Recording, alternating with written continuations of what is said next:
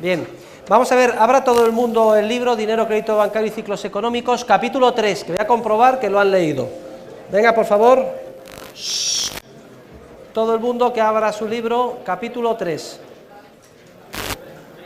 Aquí veo alguna señorita que lo está desvirgando en este momento, luego obviamente no lo tiene leído.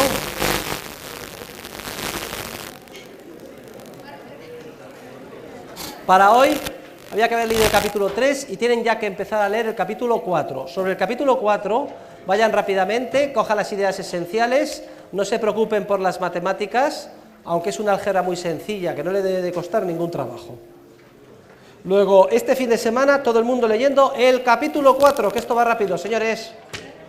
A ver, ¿quién me vio ayer en el telediario de Telemadrid? Que levante la mano. Levante la mano, más alto. Pues solo uno. Los demás estaban todos durmiendo. Bien.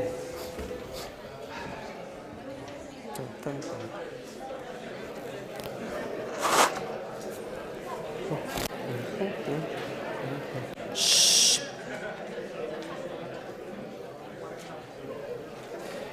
Vale. ¿Hay alguna pregunta? ¿Alguien tiene alguna duda?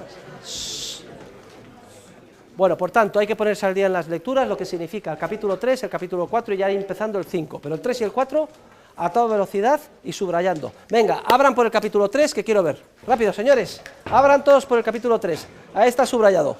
Venga, rápido, ya, no puedo perder tiempo, que me voy a pasar muy rápidamente por las clases, por la clase. En dos colores, para que lo vea a distancia, dos colores. Suspenso. Aprobado, medio aprobado, suspenso, aprobada, aprobada, mal, capítulo 3, caballero, bien, bien, bien, suspenso, suspenso, suspenso, suspenso, 4, 5 suspensos, 6, 7, usted bien. ¿Qué hay que leer, señores? Hay que leer, a ver, muy mal, los del máster no. Venga, hay que leer rápidamente. Hoy vamos a terminar de explicar el capítulo 2, la semana que viene veremos el 3 en un solo día y el 4 empezaremos el jueves. Pero el ritmo de lectura de ustedes es por delante, ustedes tienen que ir por delante de cómo voy yo. ¿Está claro? Bien, en el capítulo 2, que es el tema 27, hay un epígrafe, o mejor dicho, hay dos epígrafes que caen en el examen final. El epígrafe 4, los bancos en la época de Carlos V y la doctrina de la Escuela de Salamanca, y el epígrafe 5, el Banco de Ámsterdam y la banca de los siglos XVII y XVIII. ¿Hay alguna duda de que eso cae en el examen? Bien, gracias. Y vamos a continuar donde lo dejamos el martes. A ver, todo el mundo mirando a mí y en silencio, no quiero ni que se escuche una mosca, ¿está claro? Solamente el rozar del lápiz apuntando en el margen ideas complementarias. Y como introducción, recapitulemos lo que vimos el máster, el martes pasado. Estamos estudiando cómo surge la banca con reserva fraccionaria a lo largo de la historia, en determinados momentos históricos. Estamos comparando cómo formalmente la evolución es muy parecida. Los bancos empiezan siempre actuando conforme a los principios generales del derecho, con un coeficiente de caja del 100%, aunque pronto son tentados para violar ese principio y apropiarse de una parte importante de lo que se les ha depositado en la vista. Esto en un principio lo hacen de manera secreta, oculta y vergonzosa. Cuando se generaliza este comportamiento, se producen efectos burbuja. Se producen efectos burbuja que dan lugar a etapas de auge artificial que tarde o temprano se revierten en forma de recesión económica. Los gobernantes, además, lejos de defender los derechos de propiedad, terminan convirtiéndose en cómplices de los banqueros privados. No solo esto, terminan dándoles privilegios para que actúen de esta forma, a cambio, claro está, de que los principales beneficiados de los préstamos sean los propios gobernantes. No solo esto, incluso se apuntan ellos al negocio bancario, como vimos con el caso de la Taula de Canvi, o con el primer banco estatal de Alejandría. ¿De acuerdo? Bien, y así otra vez vuelta a empezar. Y el otro día vimos el surgimiento de la banca en la Grecia clásica. Éramos muy afortunados porque tenemos la trapecítica de Isócrates y también varios discursos de Demóstenes. Recuerden cómo los trabajos de Bogaert ponen de manifiesto que estaba claro la división entre lo que es depósito a la vista y la intermediación en el préstamo, aunque la trapecítica de Isócrates evidenciaba que muchos banqueros privados no cumplían esos principios. Recuerden el papel de los grandes templos en Grecia, que actuaban como banqueros de facto. Recuerden que tenemos documentada la primera burbuja que está documentada, producida por la expansión crediticia de los bancos, en el Asia Menor, en el siglo IV a.C., en Éfeso, en épocas de Mitrídates, y cómo al final todo revierte en forma de una crisis financiera y una recesión económica. El primer bailout, el primer salvamento estatal de bancos privados que actuaban con reserva fraccionaria, tiene lugar entonces, con una moratoria de 10 años, para devolver los depósitos a la vista. Imagínense qué contentos se quedarían los depositantes, tenían que esperar 10 años para que se les devolviese su dinero. Igualito que en Argentina con el corralito, o ahora con los depositantes en divisas con la banca de Islandia. Y no sabemos si posiblemente a corto plazo sucederá lo mismo en Grecia. La historia se repite. Esta tradición bancaria, en última instancia, se traslada al mundo del Egipto de los Ptolomeos, donde vimos que se crea el primer banco estatal, el Banco Estatal de Alejandría. Y además, recuerden, la contabilidad incipiente por partida doble, etcétera, que allí se va formando. Y luego saltamos al mundo de Roma. No tenemos pruebas documentales tan exactas como las que nos han llegado de Grecia. Tenemos, eso sí, el derecho romano, que claramente distingue entre el contrato de depósito y el contrato de préstamo. Sabemos que se agrupaban en asociaciones los banqueros, las societates argentariae de banqueros, que obtenían licencia, tenían su parte en el mercado para operar, y que estaba distinguido lo que era la operación de depósito con 100% de tantunde de la de intermediación en el crédito. Pero somos muy afortunados porque tenemos una prueba documental de un caso de un banquero que incumplió los principios generales y sabemos cómo terminó. Se encontró todo el manuscrito en un convento ortodoxo en el Monte Athos en 1844 y gracias a Hipólito sabemos lo que sucedió. Es el caso de la quiebra del que luego sería santo Papa Calixto, el banquero Calixto en Roma. Hubo intentos en Roma, por mimetismo con lo que sucede en Alejandría, de crear un banco estatal, pero nunca se llevó a la práctica ese proyecto. Hicimos también una digresión sobre la caída del Imperio Romano. Les tengo que recomendar que Fernando Villanueva, miren todos, les autorizo, ese señor que está aquí grabando la clase, acaba de publicar un artículo en Libertad Digital, que es una pequeña joyita sobre la caída del Imperio Romano. ¿Cómo lo pueden acceder, Fernando? Os metéis en Libertad Digital de hoy y lo ven. Venga, todo el mundo, trabajo práctico de todo el mundo. Venga, para el martes. Todo el mundo se mete en Libertad Digital, artículo de Fernando Villanueva. Quiero un comentario de 2 párrafos sobre el artículo de Fernando Villanueva. Bolonia me obliga a poner trabajos prácticos, pues manos a la obra. Todo el mundo en internet esta noche a leerse, no es muy largo, tiene 3 páginas. A ver en qué se parece y en qué se diferencia con lo que yo dije aquí el otro día. Bien, y luego llegaron los 1000 años de oscurantismo de la Edad Media. Hubo alguna actividad bancaria, recuerden el caso de los, esa orden religiosa, ¿cómo se llamaba? Los templarios. ¡Shh! Por favor, silencio todo el mundo. Silencio todo el mundo. Si hay ruidos no me puedo concentrar. Mi mente está funcionando, improviso las clases, sigo un esquema, me las he preparado durante mucho tiempo, pero me distraen. Y se me olvidan ideas esenciales que pueden ser vitales para ustedes.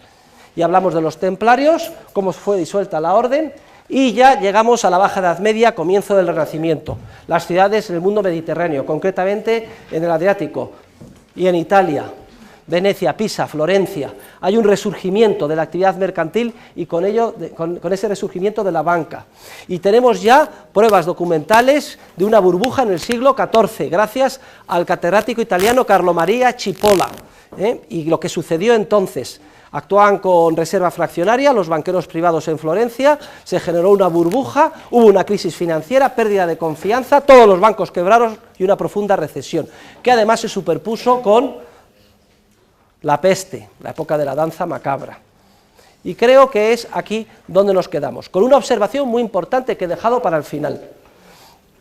Y fue el nefasto efecto que tuvo la institución del Depositum Confessatum, desarrollada a lo largo de la Edad Media como subterfugio para ocultar verdaderos préstamos y de alguna forma sortear las tremendas penas que tanto en el ámbito temporal, es decir, de cárcel, como en el ámbito espiritual y del infierno, derivaban del hecho de prestar con interés.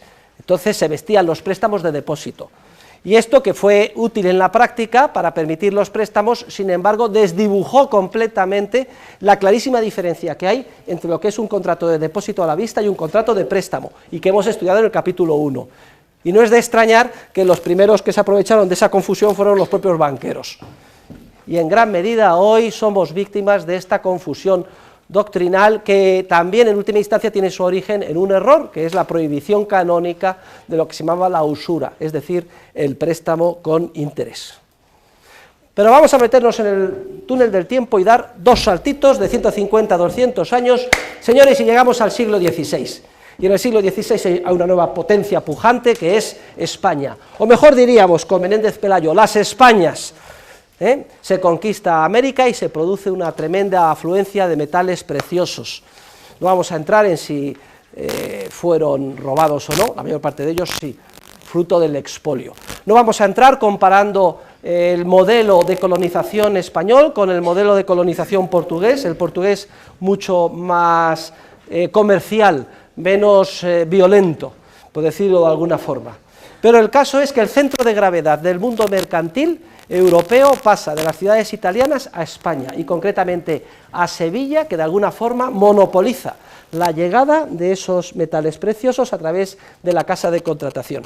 Y tenemos en clase a un especialista sobre la casa de contratación sevillana que está haciendo sus trabajos y tesis doctoral sobre este tema, que está allí sentado en el último extremo.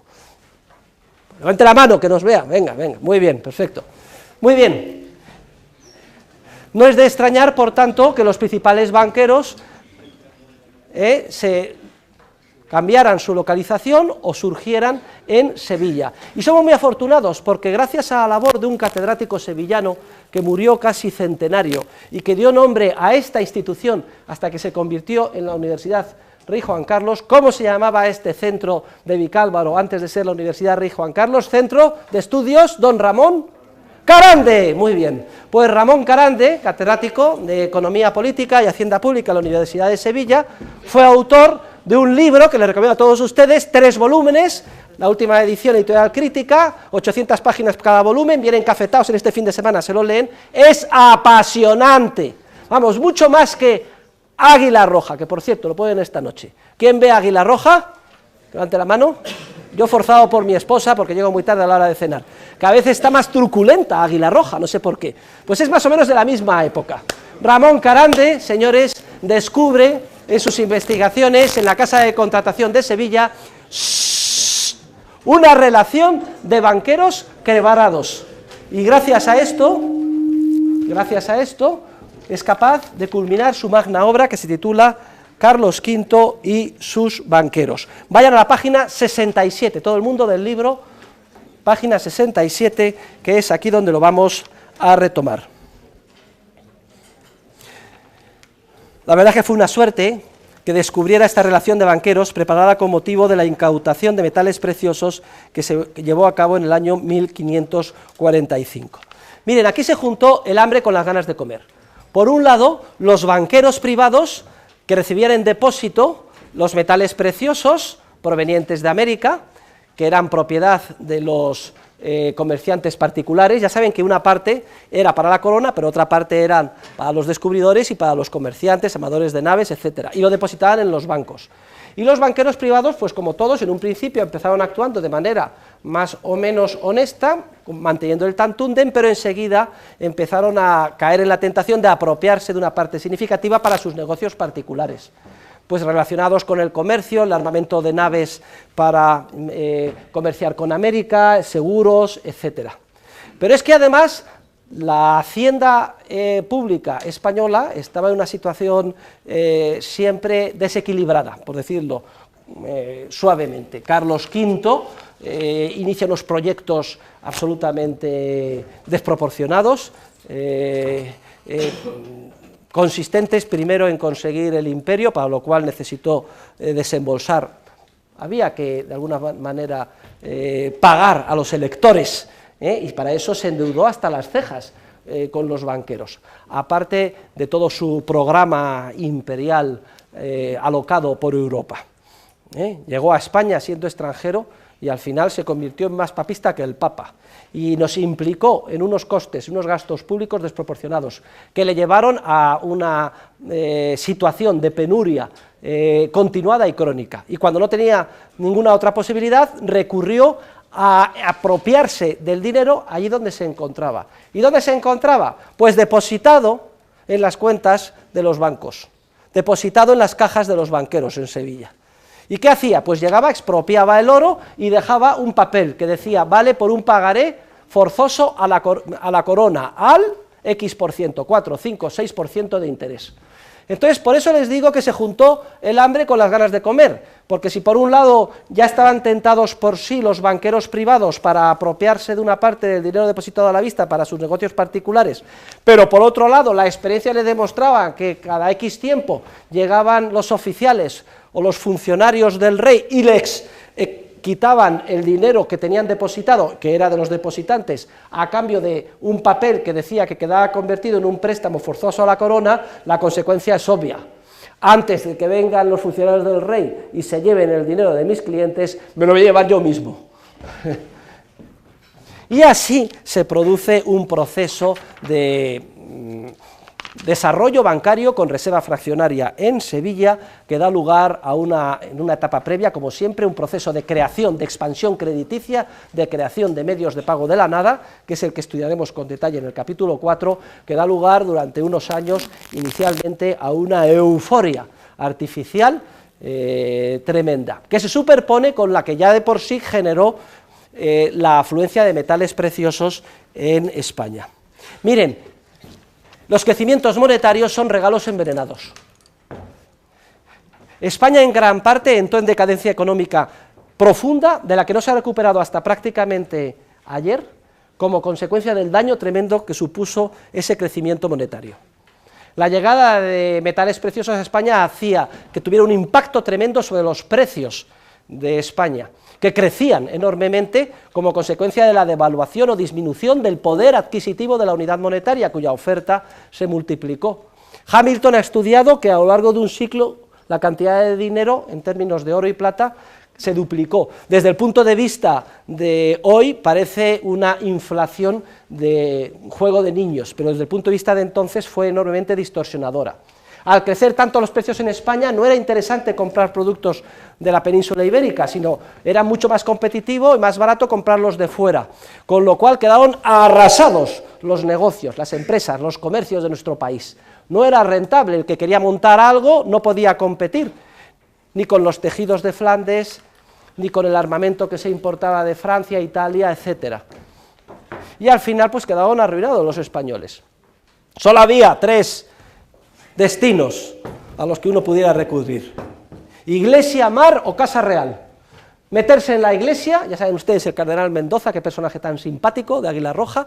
Iglesia, mar, ¿qué era? Cruzar el Atlántico a probar suerte en las Américas. O casa real, servir al rey en los tercios. Pero ¿alguien pensaba en trabajar, en esforzarse, en ahorrar, en desarrollar una actividad mercantil? No, eso es una actividad socialmente minusvalorada, solo propia de judíos, moriscos, cristianos nuevos o extranjeros. Nadie quiere ensuciarse las manos siendo empresario. No nos debe de sorprender que nuestro país se arruinara, se convirtiera en un erial. La vergüenza, la pobreza que ha habido en España hasta hace 25 años. Y todavía estamos muy afectados por esta filosofía de señoritos hidalgos arruinados que no queremos saber nada con el mundo de la empresa. Afortunadamente, las generaciones jóvenes que vienen pujantes están cambiando el chip y cada vez de una manera creciente empiezan a valorar más lo que es el espíritu empresarial y no meterse de funcionarios. ¿Usted qué quiere ser? Yo funcionario del Estado. Qué cosa más penosa y pobre. Se lo dice un funcionario del Estado nivel 29, que soy yo. Estamos divididos en niveles, el más alto es el 30 y el 29, los catedráticos de universidad. Bien, pero la teoría explica, lo vamos a ver, que cuando se produce una burbuja especulativa, resultado de la expansión crediticia que genera la banca con reserva fraccionaria, esto incide en la economía real, en el caso de la España del siglo de oro, además agravado por el impacto tremendo que tuvo sobre los precios la afluencia de metales preciosos. O sea que esto se fue a su vez multiplicado por el ejercicio de la banca con reserva fraccionaria y tarde o temprano se revierte en forma de primero una crisis financiera y después una recesión económica.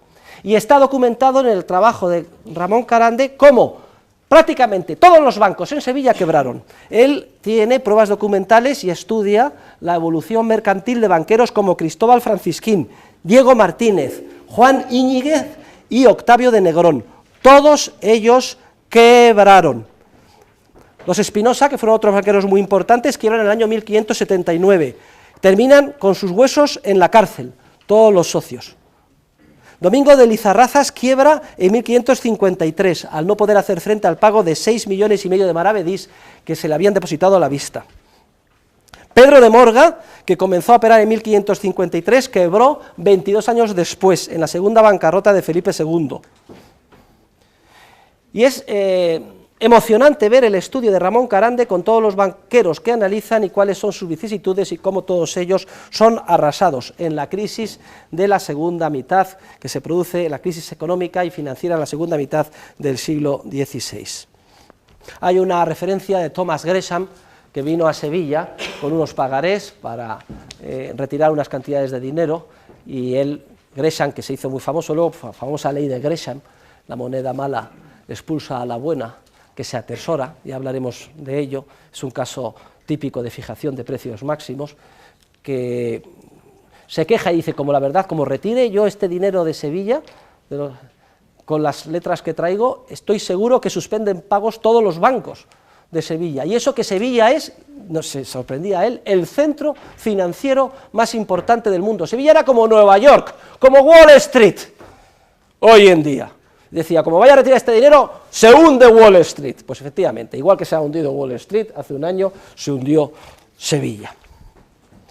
No tenemos un análisis de la crisis económica y financiera del siglo XVI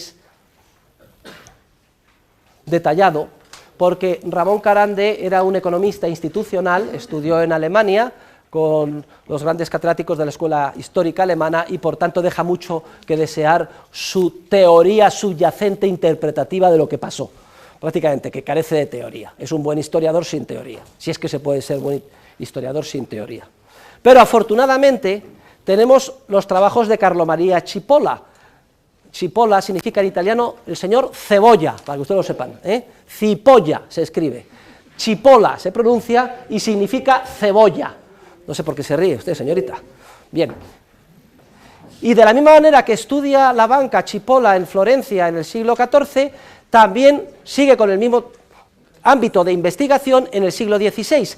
Y entonces el mundo estaba muy globalizado y el impacto de afluencia de metales preciosos con la multiplicación de medios de pago, sustitutos monetarios a través de la banca con reserva fraccionaria, se extendía por toda Europa. La entrada era España, a través de Sevilla, pero luego inmediatamente el oro se extendía. Como teníamos que comprar cañones, pólvora, tejidos de Flandes, se pagaba en oro y el oro inmediatamente salía de España. Prácticamente algún escritor de entonces ponía el símil de que se iba corriendo, como si tuviera piernas, ¡ya!, y salía de España, no duraba nada, era fugaz. Y llegaba a Italia, llegaba a Flandes, y allí también con banqueros privados se producía el efecto multiplicativo y la burbuja de la alegría pues se extendía por toda Europa, hasta que se produce una grave crisis financiera también europea que da al traste con todos los banqueros y da lugar a una profunda recesión económica. Y Cipolla la estudia para el caso de las ciudades italianas en el siglo XVI. Lo tiene perfectamente desarrollado, yo hago un breve resumen en la página 69 del libro. El detonante fue la quiebra del banco de los Ricci, que habían invertido una gran parte del dinero depositado a la vista en fondos públicos y habían concedido créditos. Se produjo una euforia crediticia, pero cuando se puso de manifiesto que muchos de esos créditos no iban a ser devueltos porque se habían invertido mal, se quebró la confianza en el banco, fue la gente a por su dinero y no estaba allí.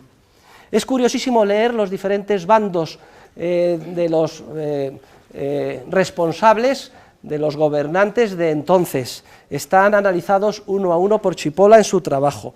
Por ejemplo, hay uno de 1574 donde se pone una demanda y se acusa a los banqueros que solo pagan con tinta, que les habían depositado los clientes oro de verdad y solo le dan monedas que están todas ellas maleadas, con poco contenido en oro, etcétera, o simplemente un papel que dice, vale, un pagaré en papel, pagar con tinta. Oiga, yo no quiero que me pague usted con tinta, quiero que me devuelva el mismo oro que yo deposité.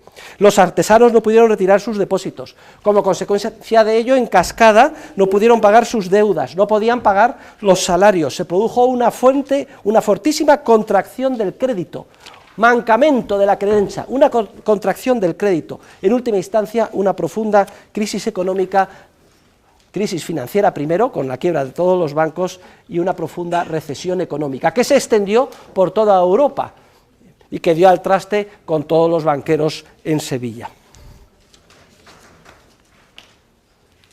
Qué suerte que Cipolla haya cubierto el hueco que dejó Ramón Carande en cuanto al análisis teórico de la crisis financiera y la recesión económica del siglo XVI, que en lo que se refiere al desarrollo de los bancos en Sevilla, con tanta minucia y profundidad había estudiado Carande, Ramón Carande.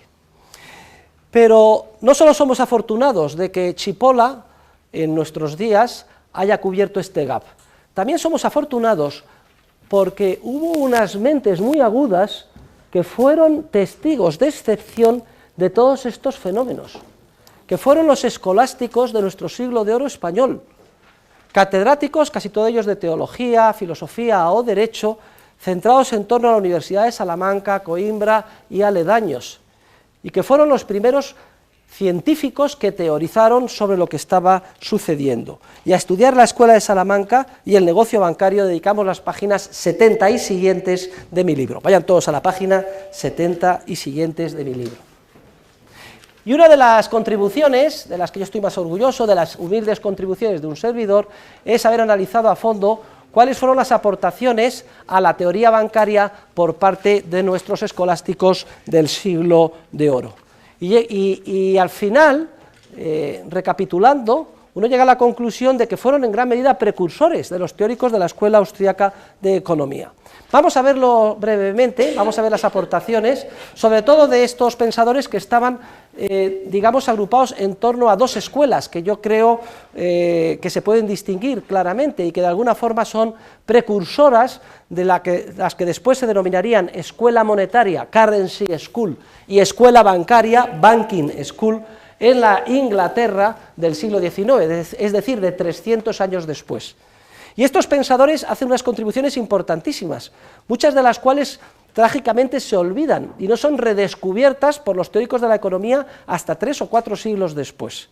Vamos a verlas brevemente. Tenemos primero el caso de Luis Sarabia de la Calle. Este es un autor de un libro que tiene el mérito de que fue escrito en castellano, se llama Instrucción de Mercaderes, y fue publicado en Medina del Campo en el año 1544. Bueno, es un libro muy variable, tiene una parte muy crítica, como no podía ser de otra manera, contra la usura, pero el capítulo dedicado a los banqueros es una pequeña joya, así como también el capítulo dedicado al análisis de los precios, qué es lo que determinan los precios, ¿están determinados por los costes o es al revés? Y él concluye que la relación entre costes y precios es contraria a la que se suele pensar, que no son los costes los que determinan los precios. Dice que los que piensan que los precios, el justo precio de las cosas viene determinado por el coste, peligros o costas de hacer las cosas, yerran mucho, porque el justo precio de las cosas viene determinado por la abundancia o escasez de mercaderías, de mercaderes y dineros. La estimación subjetiva es la que determina el precio, y en función de eso los empresarios están dispuestos a asumir costes para producir bienes que esperan vender con beneficios. Son los costes los que siguen a los precios y no al revés. Otra aportación de enorme valor de Luis Sarabia de la Calle. ¿Qué es muy duro con los banqueros? Sarabia de la Calle califica a los banqueros de hambrientos dragones, está en la página 72, señores, hambrientos dragones, que todo lo tragan, todo lo destruyen, todo lo confunden, todo lo roban y ensucian, como las arpías del Pineo. Dicen que los banqueros salen a la plaza y rúa es la calle, así se dice hoy en día en portugués o en gallego, salen a la plaza y rúa con su mesa y silla y caja y libro. Para ser banquero nada más había que salir a la calle, ponerse en medio de la calle, con una silla, una mesa, recuerden, trapeza, una caja para meter dinero y libro, como las rameras al burdel con su silla. Por lo visto las rameras también salían, se ponían en una silla, con una caja, con su dinero, etc. O sea que hay un gran símil entre las rameras, es decir, las putas, y los banqueros. ¿Por qué será esto?, dice Luis Sarabia de la Calle.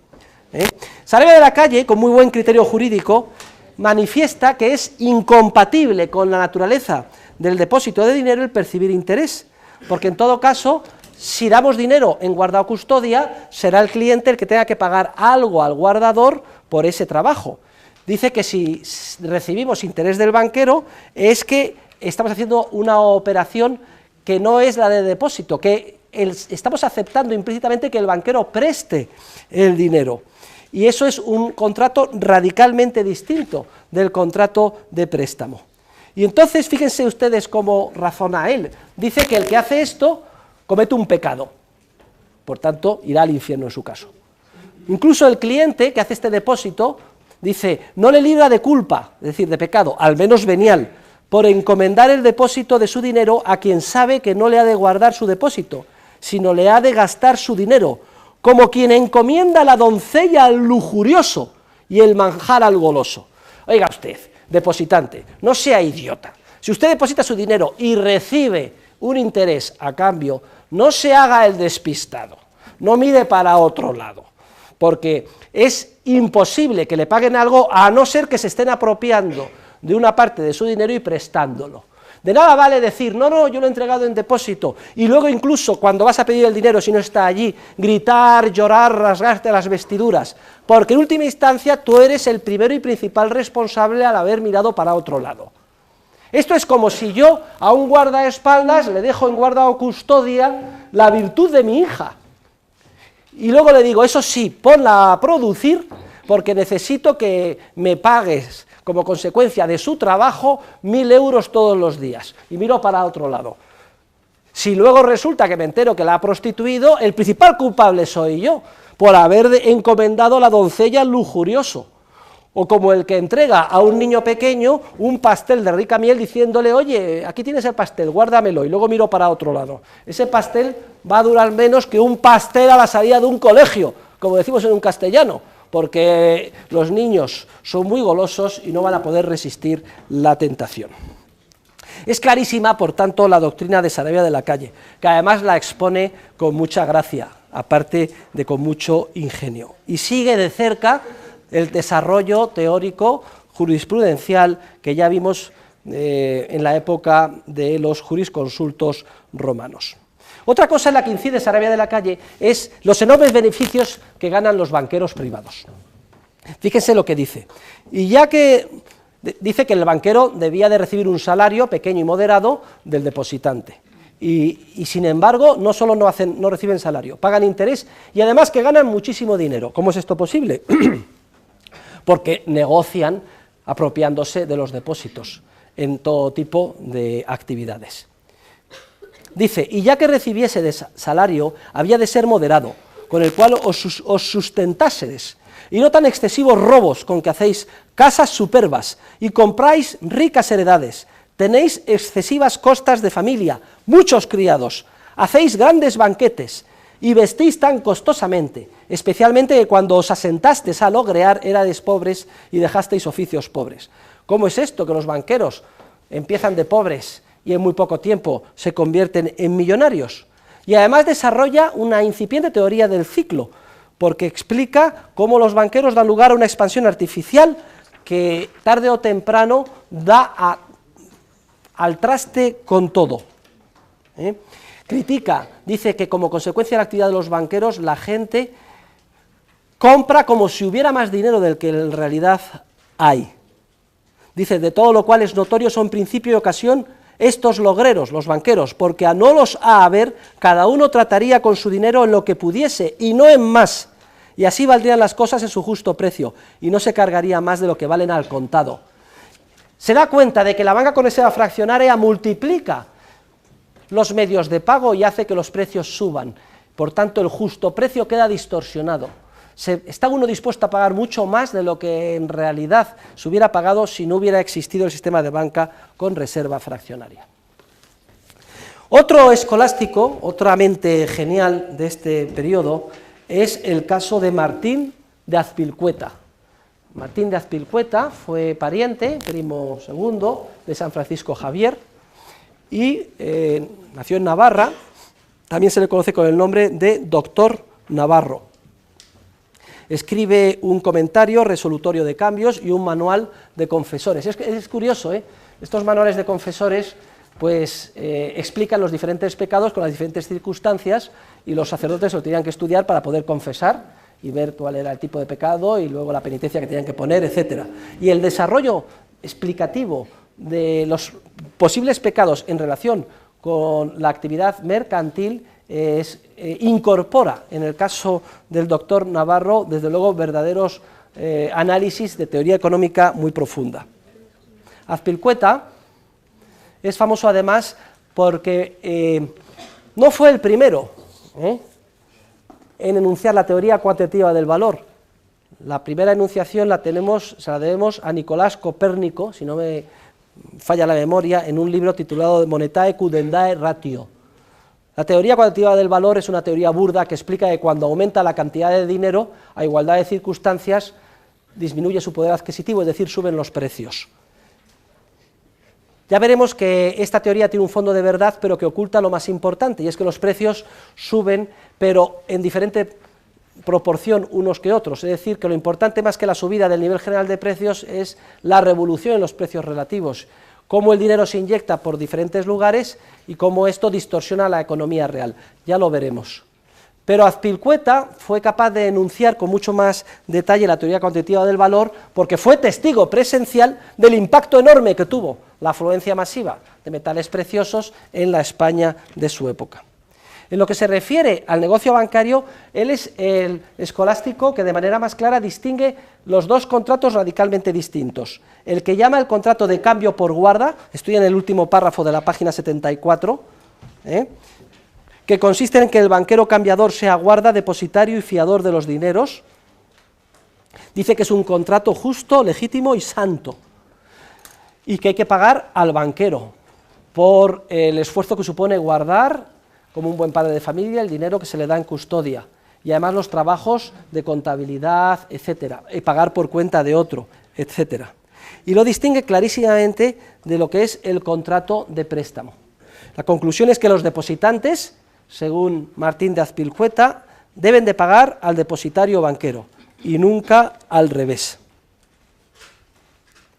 Porque si es el banquero el que paga al depositante, entonces eso es una prueba irrefutable de que se está apropiando una parte del depósito.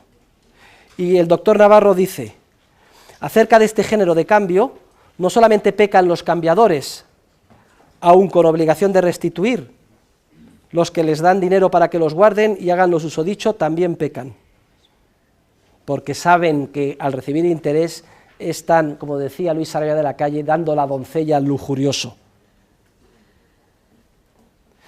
Sobre todo cuando estos depositantes después no quieren pagar nada al banquero, diciendo que aquello que ganan con su dinero y recibirán de los que quieren pagar de contado les basta por su salario. Y si los cambiadores les piden algo, los dejan, y pasas a tratar con otros. Y porque no los dejen, déjenles de dar el salario debido a ellos y lo toman de quien no se los debe. Ah, que yo tengo que pagarte a ti porque me guardes el dinero. No, me voy con otro banquero, francisquín, que no solo no me cobra nada, sino que además me da intereses. Pues entonces pecas mortalmente y vas al infierno. Fíjese usted qué análisis más detallado. Desde luego, las mazmorras del infierno deben estar llenas de banqueros y de clientes. A ver, padre Rodrigo, debe estar llena. No, está por ahí, sí. Habrá que hacer una investigación al respecto. Otro escolástico importante es Tomás de Mercado. Lo más bonito que tiene es el nombre, de Mercado.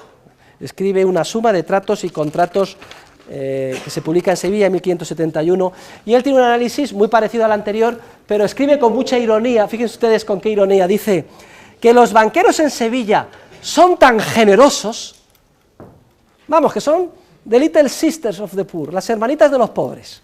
La Madre Teresa de Calcuta, son el modelo de generosidad, son tan generosos que no cobran nada por la custodia de los depósitos.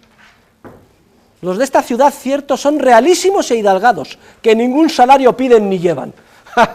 ¿Saben ustedes por qué no pedían ningún salario por guardar el dinero? Porque se apropiaban, como he comentado antes, y demuestra Ramón Carán de sus estudios, del dinero de los depositantes.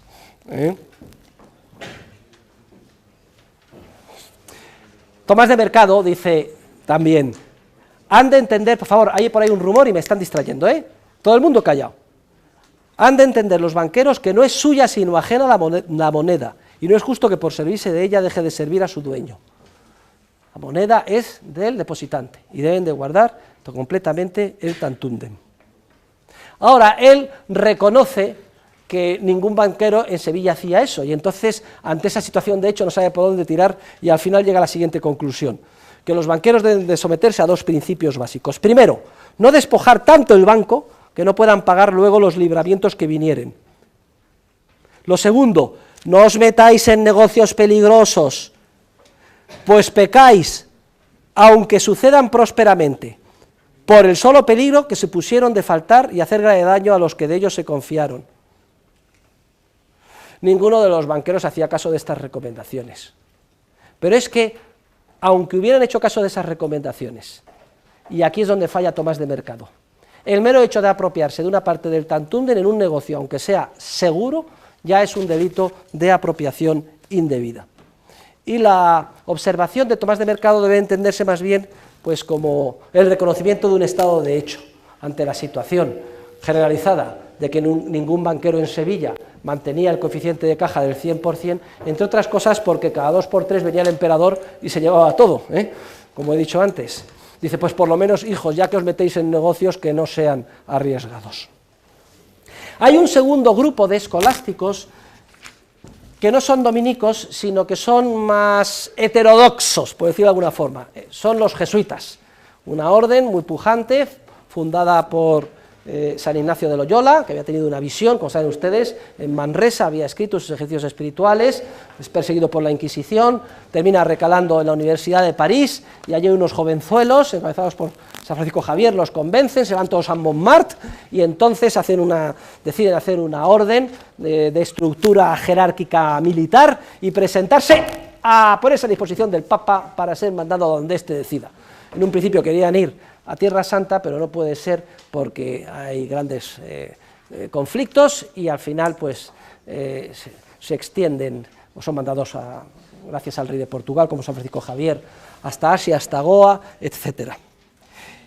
Los teóricos más importantes son Luis de Molina y Juan de Lugo, y ellos, ante la situación de hecho, y confundidos por la institución del depositum confessatum, terminan aceptando que sea legítimo un contrato en el que se deposite a la vista, pero el depositario, entre comillas, se apropie de una parte importante de lo recibido y lo preste.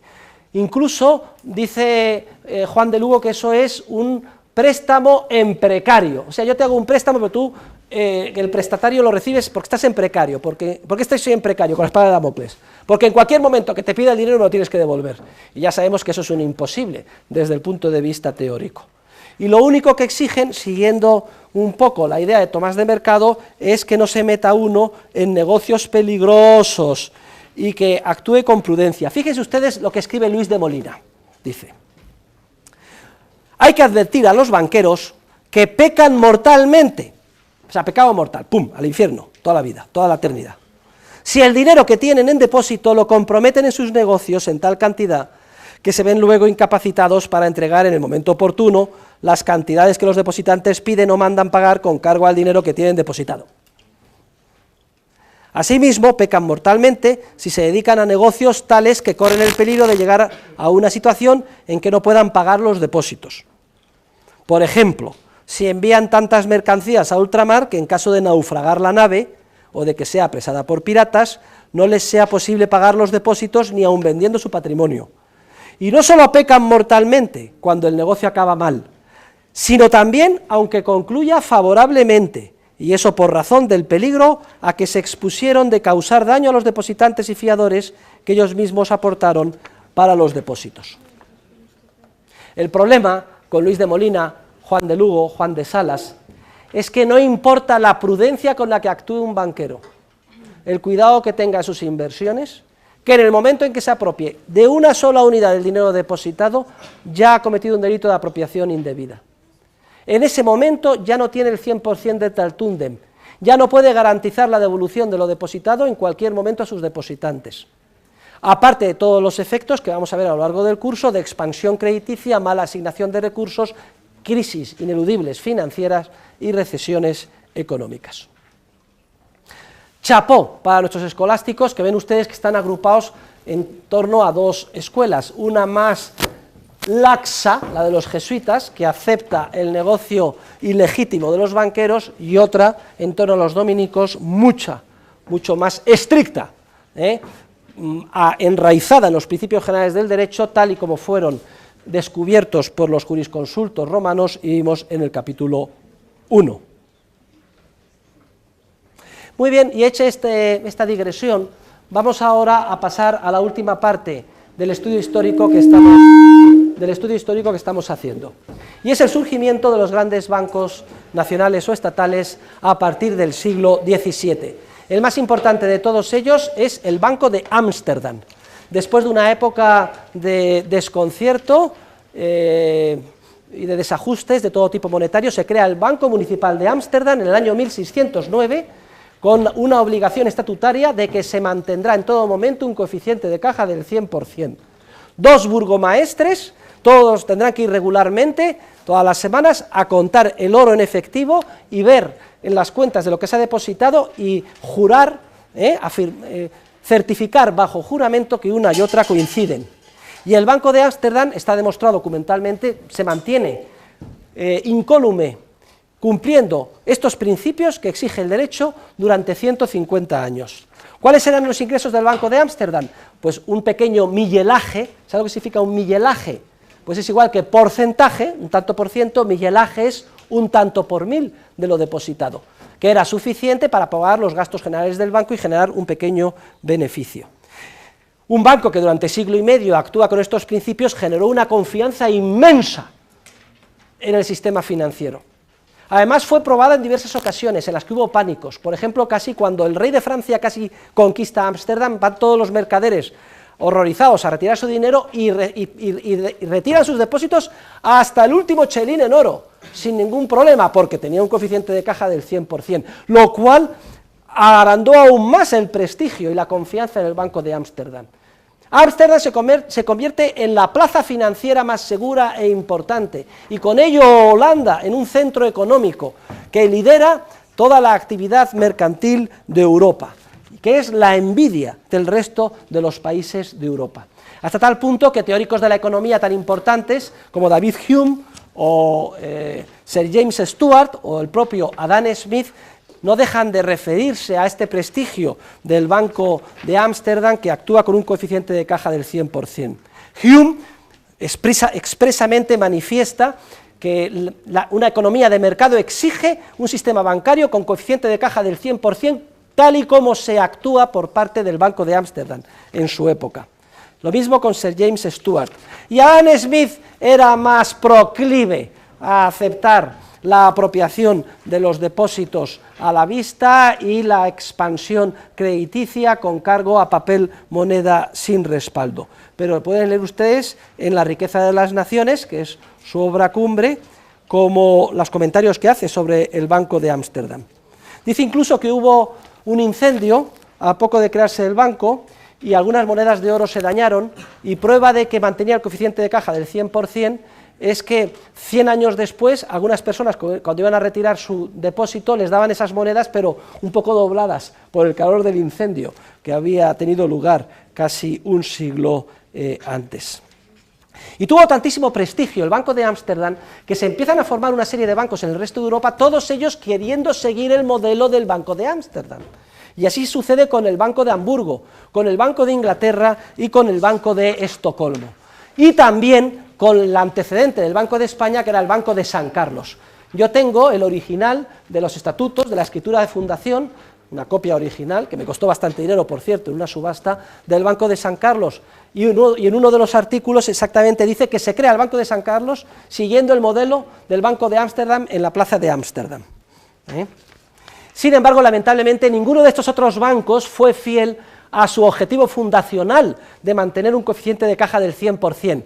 Y tanto unos como otros, a excepción del de Ámsterdam, fueron víctimas de la ansia de liquidez por parte de los gobernantes.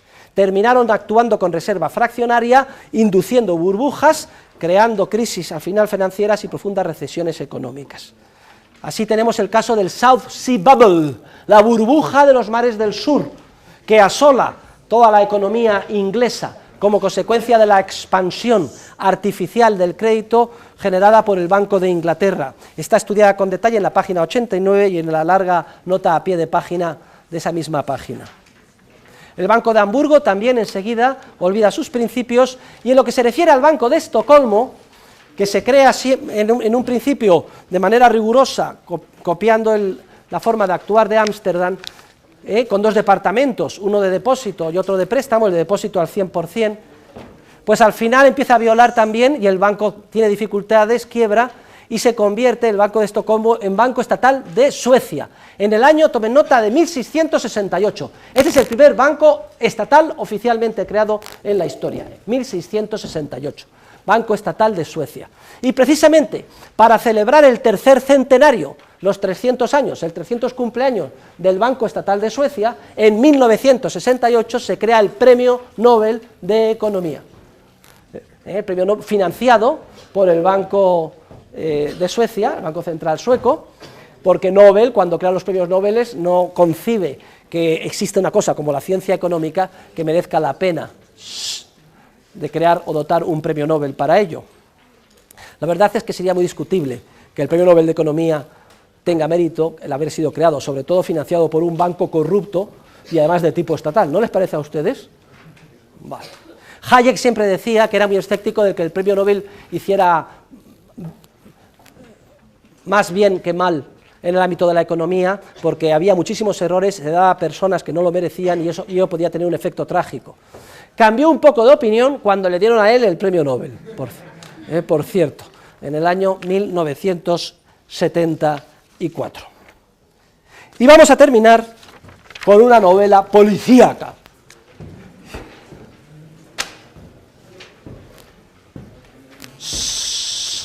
A ver cómo soy capaz de sintetizarlo en 4 minutos. Muere el rey de España, Carlos II, el hechizado. La corona de España queda vacante, aunque él por testamento, si no me equivoco, había dejado como sucesor al que luego sería Felipe Borbón. Felipe V. Y se organiza la Guerra de Sucesión, en la que se oponen dos grandes ramas dinásticas en Europa, los Borbones contra los Habsburgo, los Austrias.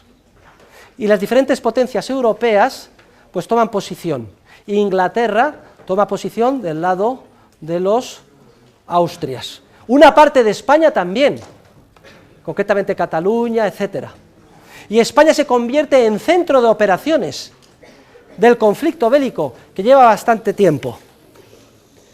Ejércitos austriacos, ingleses, etcétera, luchan contra ejércitos españoles, franceses. Hay españoles en ambos bandos también. Fruto de esas batallas, por ejemplo, se conquista Gibraltar por los ingleses, que siempre argumentan, y con razón, que derramaron sangre inglesa defendiendo una causa española. Francia queda exhausta, el coste bélico es exhausto, las arcas públicas del rey de Francia agotadas por el coste que supone el conflicto bélico. Y así, cuando hereda la corona menor de edad, Luis XV, se hace cargo del gobierno el regente, que se llamaba Felipe de Orleans. Felipe de Orleans es una especie de Dr. Jekyll y Mr. Hyde. Desarrollaba a lo largo del día una actividad incansable, algo parecida a la del duque de Olivares, desde las 8 de la mañana hasta las 10 de la noche, tratando de dirigir todos los asuntos de Estado, en una situación desesperada, desde París. Y luego, por la noche, en vez de irse a la cama, pues se iba de cachondeo. O sea que no dormía. Comilonas, borracheras, y lo que más le gustaba, mujeres, juergas, orgías, y directamente de la orgía al despacho otra vez, al día siguiente. No es de extrañar que Felipe de Orleans muriera joven, con 40 y poco años. En esa situación desesperada, recala en París un arbitrista escocés que se llamaba John Lowe, que promete al regente la solución a todos sus problemas. ¿Que no tienes dinero en caja? No te preocupes, lo fabricamos. ¿Cómo? Hacemos un banco público y emitimos papel moneda. ¡Coño, qué idea más buena! ¿Cómo no se nos había ocurrido antes? Lowe, el escocés, es nombrado primer ministro de Francia, controlador general de Francia. Y Lowe enseguida empieza a montar su sistema. Crea un banco público, empieza a expandir el crédito, a emitir papel moneda, y además, como siempre en las expansiones hay que encontrar un subyacente, se inventan la Sociedad Comercial del Mississippi. Dicen, en la Luisiana, que es un estado del sur de Estados Unidos que se llama Luisiana, en honor del rey Luis, precisamente, eso es poco menos que Jauja, el Potosí. Los ríos son de oro y de plata, todo es riquísimo. Prácticamente se escupe y surge una planta, no hay que trabajar, todo era mentira. La Luisiana era, como es hoy, asquerosa, porque no ves, por favor, los que salen era una marisma y un pantano lleno de mosquitos, no había nada que hacer, pero como entonces no había internet y se podía viajar en avión, etcétera, la gente se lo creyó. Y entonces crearon la Sociedad Comercial del Mississippi, con el monopolio del comercio con esa zona supuestamente tan rica, y los franceses masivamente empezaron a invertir en las acciones de la Sociedad del Mississippi, cuyo precio se multiplicó, resultado del aumento de la expansión monetaria generada por todo el sistema de Lowe. Lo que pasa es que enseguida, después de pocos meses, pocos años, se puso de manifiesto que todo era un montaje, que no venía nada del Mississippi. Por cierto, la capital se llama New Orleans, Nueva Orleans. ¿En honor de quién?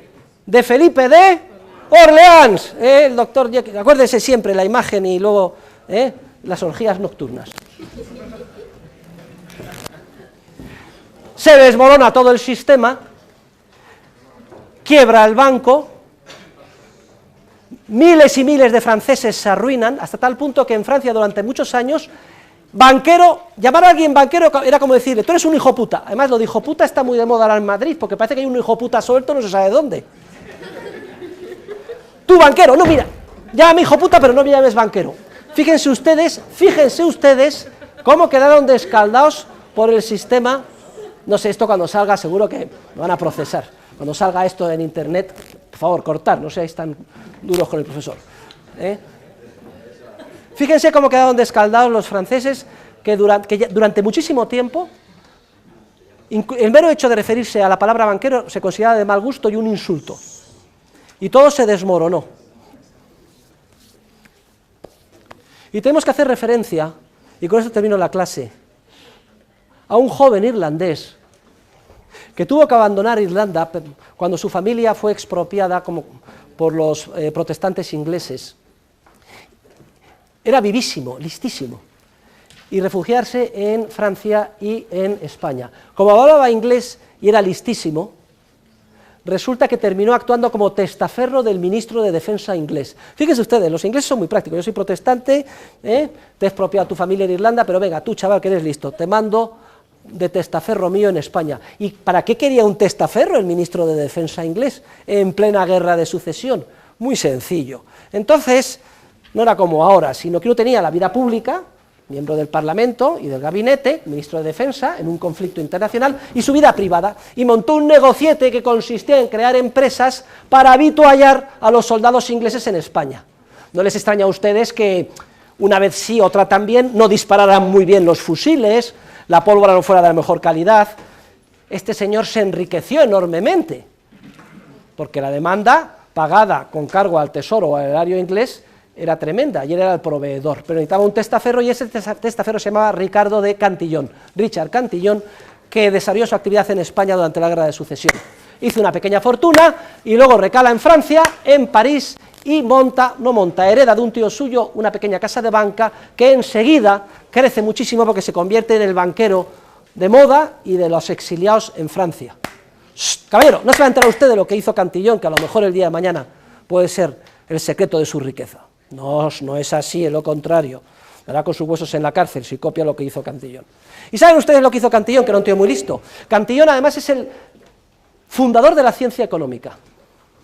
Escribe un pequeño librito titulado Ensayos sobre la naturaleza del comercio en general, que se publica póstumamente después de su muerte en el año, tomen nota todos, 1735, si no me equivoco. Me lo comprueban luego en la bibliografía. Donde se encuentra el primer análisis del proceso de mercado y de la función empresarial, aparte del de los escolásticos, más próximo al que luego desarrollarán los teóricos de la escuela austriaca que yo profeso. Pero en el ámbito de la banca, él sabía que todo eso que estaba sucediendo en París, toda esa burbuja, todo ese crecimiento día tras día del valor de las acciones, que tenía una base ficticia, resultado de la burbuja especulativa organizada por John Law y su banco público, que emitía papel moneda sin reserva, y sabía que todo se iba a desmoronar. Entonces, ¿saben ustedes lo que hizo?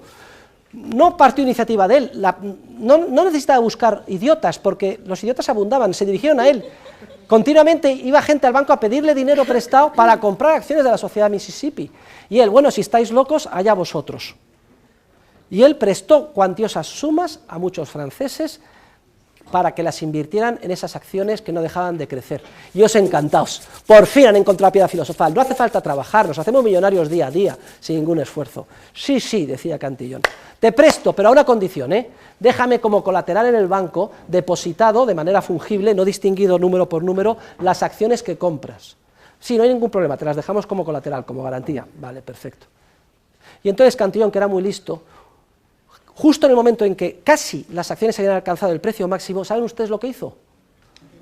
Cogió todas las acciones depositadas, que no eran suyas, sino de los depositantes que tenía en su banco, y las vendió. Y se embolsó el dinero, multimillonario, y se quedó esperando. A los pocos meses se desmorona todo el sistema de Law. Y las acciones pasan a valer una fracción del precio que tenían cuando las vendió Ricardo Cantillon. ¿Saben ustedes qué hizo entonces Ricardo Cantillon? Las recompró y repuso el depósito. Y acto seguido, ¿saben ustedes qué hizo? Ejecutó los préstamos a sus clientes, que estaban arruinados. Un negociazo. Un negociazo. Lo que pasa es que un empleado de Cantillon dio el chivatazo. Cantillon fue detenido, pasó unos días en la cárcel en París, además tuvo que irlo a Holanda, luego a Inglaterra, fue perseguido por todo tipo de pleitos civiles y criminales. Precisamente el libro Ensayo sobre la naturaleza del comercio en general fue escrito, al menos en su guión esencial, en los escritos de defensa de alguno de esos pleitos, están citados en el libro, todos ellos, y además murió violentamente asesinado.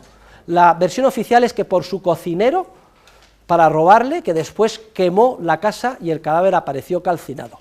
Y esa es la versión oficial trágica de la novela que le estoy contando de Cantillon. Sin embargo, parece que no fueron así las cosas. y el último biógrafo de Cantillon, Antoine M. Murphy, catedrático de Historia del Pensamiento en Irlanda, llega a una conclusión o sugiere una conclusión distinta. Entonces no había CSI. ¿Saben ustedes qué es CSI? La película, los investigadores, las pruebas de ADN, se encontraron un cadáver calcinado. Resulta que además, décadas después, aparecieron todos los papeles de un caballero irlandés que había vivido en Inglaterra, en unos baúles, en la Guayana.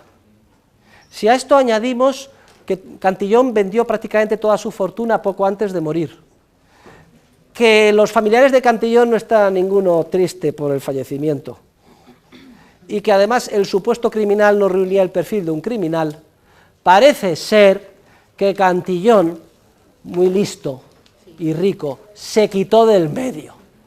En pocas palabras, que pagó a unos esbirros que sacaron el cadáver de un indigente, lo metió en su casa después de haber vendido todo, y tenerlo en un barco preparado, le pegó el cerillazo, él se puso una barba postiza y se fue para América, y con eso solucionó todo el rosario de pleitos, demandas penales, etcétera, que le venía persiguiendo desde que le descubrieron en París. Señores, la realidad supera con mucho con la ficción, a la ficción.